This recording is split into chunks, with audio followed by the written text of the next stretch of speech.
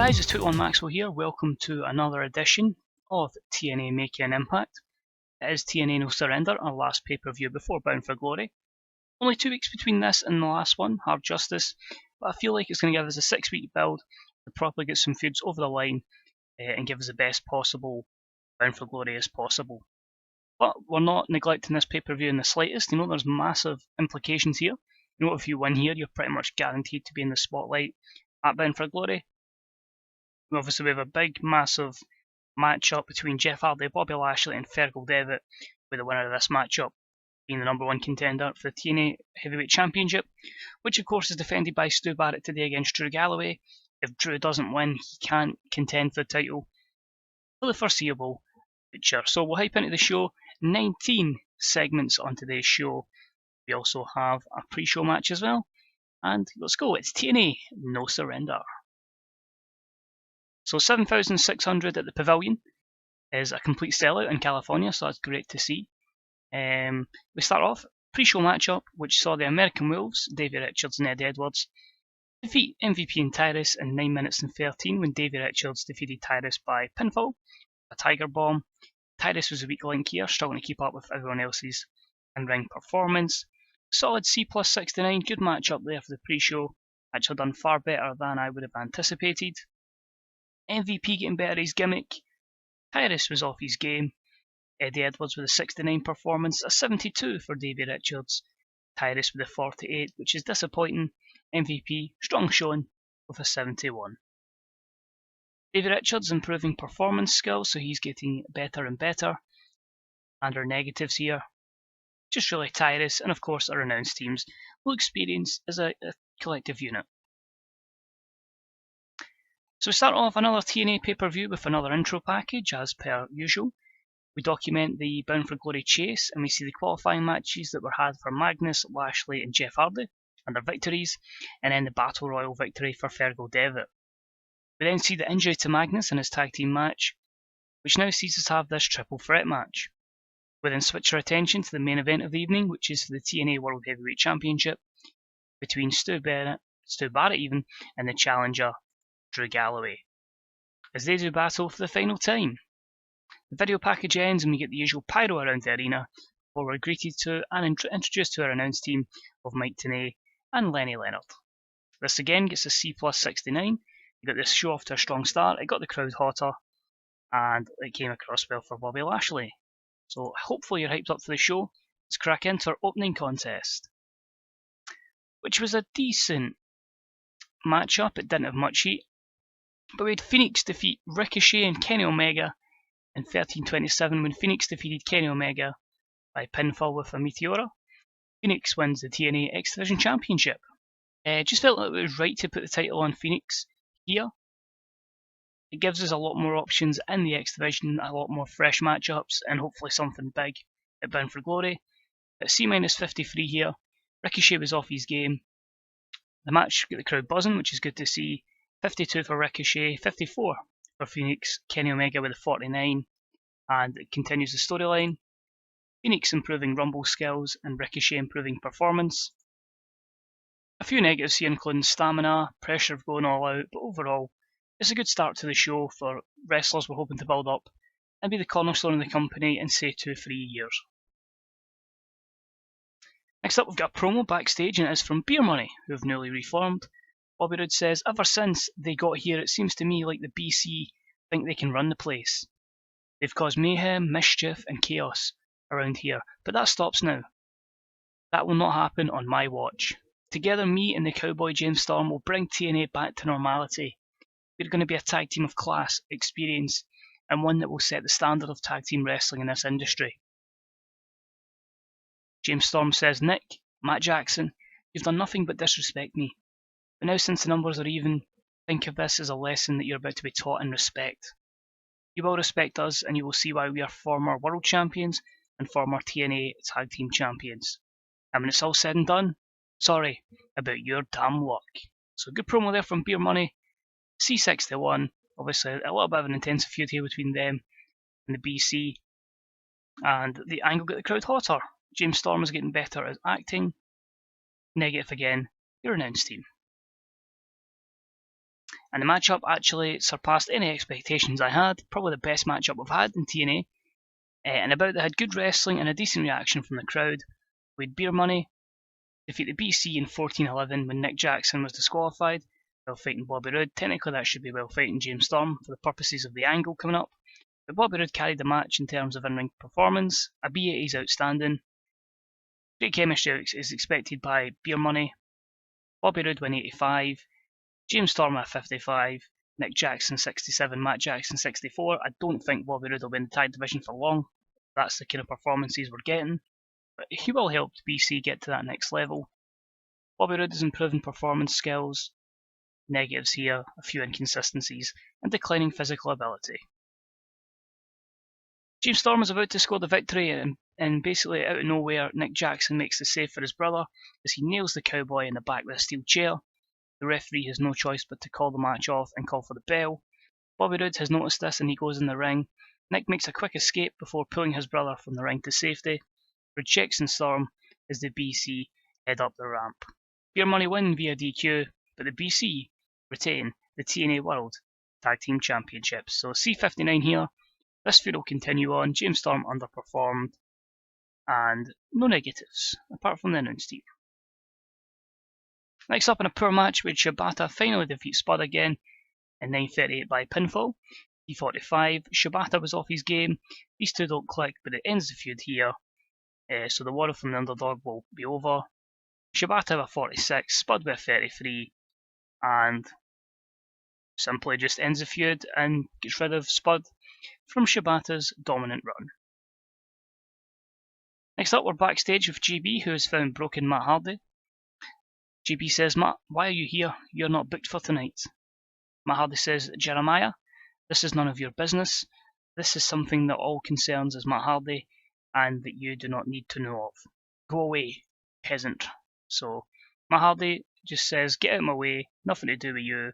I'm here for my reason and my reasons only." And that's a C-54. Matt Hardy improvised well. It continues the storyline that he's in at the moment. No negatives. We're then with JB again, who's managed to catch up with Jade. He says, "Jade, what are your thoughts going into tonight's Knockouts title match?" She says, "I'm excited, no doubt. I know this is a great opportunity, but at the same time, I'm seeking revenge. I want to show the world this isn't the Sienna show. Now don't get me wrong, me and Gail Kim, we aren't on the best of terms, and I do respect her, but this is a new era of Knockout, and it's her time to shine." So D+48 promo there. Obviously Jade now turned face and will be against Sienna and Gail Kim in this triple threat match. She's to change her gimmick though, and I think that would be the only negative, and a decent promo. The match itself had decent wrestling but little heat, as Sienna defeated Jade and Gail Kim in 10:54 when Sienna defeated Gail Kim by pinfall with Cutthroat. Sienna makes defense number 1 of her TNA Knockouts title. So C-57 here. Again, Jade not suited to the gimmick. 48 for Jade, a 58 for Gail Kim, and a 49 for Sienna. But being in matches like this against Gail Kim, getting victories over her can only enhance their in-ring performance and their overness. It continues the rookie chasing the vet storyline. No skill improvements to speak of, but the fact Jade is now a babyface gives us a lot more room to manoeuvre within our Knockouts division.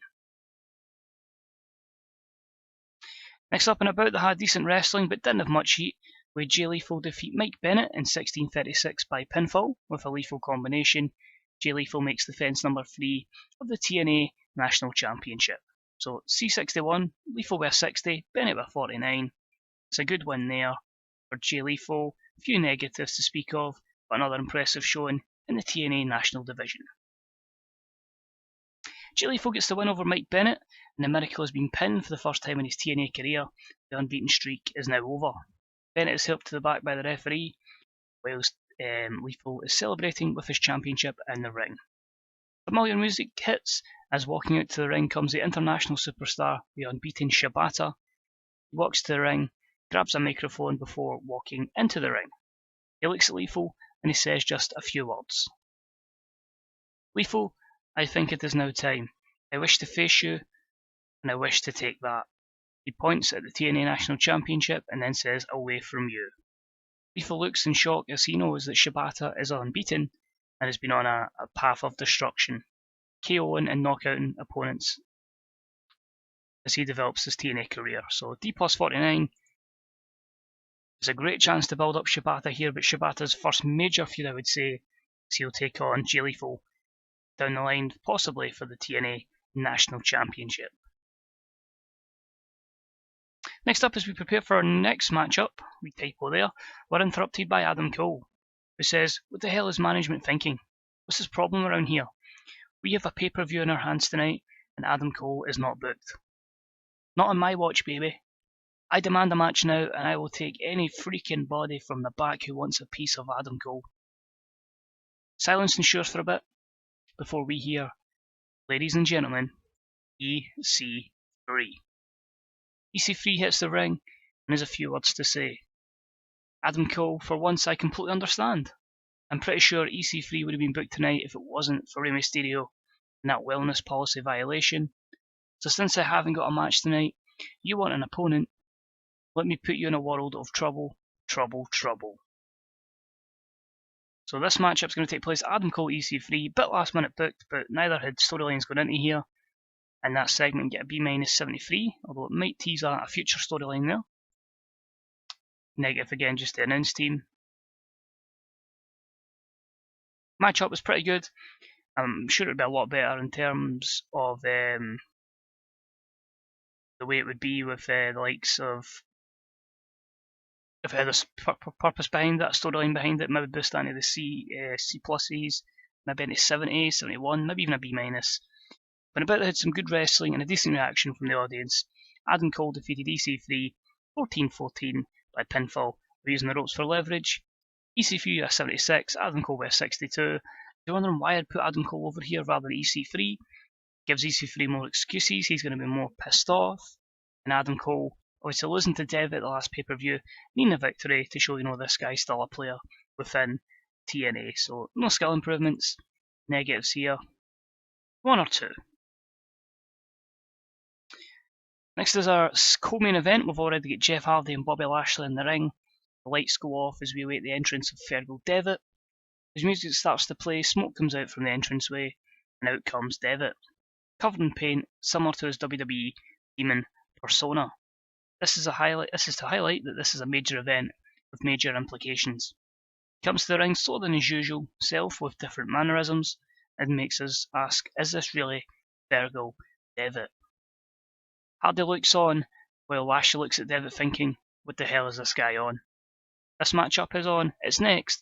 It's a triple threat match. The winner goes to Bound for Glory to challenge the champion. It's Devitt, it's Lashley, it's Hardy, and it's next. So C63 there, hyping up. We've got Devitt in paint for this massive match, which sees the score a B-71 rating. And about that had some good wrestling and a decent reaction from the crowd. Fergal Devitt defeats Jeff Hardy and Bobby Lashley in 22-22 when Fergal Devitt defeated Jeff Hardy by pinfall, a double knee gutbuster after a distraction from Matt Hardy. Jeff with 61, Bobby Lashley with 72, Fergal with 67. Continues the storyline because Matt Hardy has screwed Jeff Hardy, meaning Jeff Hardy will not be challenging for the title at Bound for Glory. But a solid matchup there. Jeff and Bobby Lashley improving in technical skills. Jeff's penalised for low morale, but apart from that, just a few negatives. Most importantly, your new number one contender is Fergal Devitt, and it's a short celebration, but Fergal Devitt has done it. He's the winner of the Bound for Glory chase. He picks up the win, and he will now face the champion for the TNA World Heavyweight Championship next month at Bound for Glory. He shakes hands with Jeff Hardy, who raises his hand in victory. So C plus 68 is Fergal Devitt, who's on to challenge for the title. Next up, we've got a small hype package for tonight's main event. Two bitter rivals go head to head for the final time. Drew Galloway challenges Stu Barrett for the TNA World Heavyweight Championship. The winner goes to Bound for Glory, and Galloway can't challenge for the title again for the foreseeable future if he loses. C62 continues the storyline.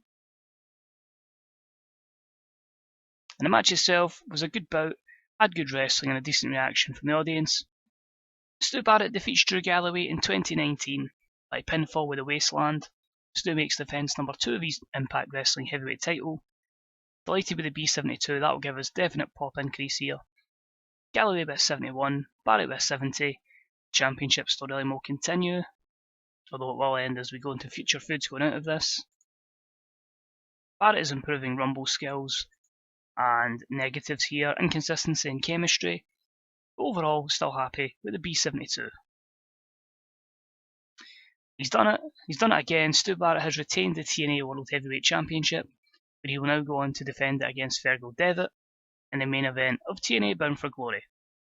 Barrett celebrates to boos, but some music hits and it's Fergal Devitt who makes his way out to the ring and he gets in the face of the champion. Barrett and Devitt stare each other down. Devitt offers his hand for a handshake. Barrett pauses for a minute before deciding to decline the offer of the handshake and he leaves the ring. He shouts, "No handshake for you, you're the bloody next victim." Devitt stands tall in the middle of the ring, staring down Barrett as we end the show. So C65, these two will compete for the TNA World Heavyweight Championship. I'm going to make sure after this show I go and change the name of the championship so it definitely says that, so it's not one thing in one segment and one thing in the other. But overall, B-72 increases our popularity in 19 regions, which is the one region of Central Europe, all of America, all of Canada, and all of the UK. So delighted with that. And I think to get his morale up, James Storm alongside Nick and Matt Jackson, because they were simply outstanding in that matchup, so they can be complimented on good performances. James Storm was pleased, Nick Jackson was pleased, and Matt Jackson was pleased. Overall, a good show.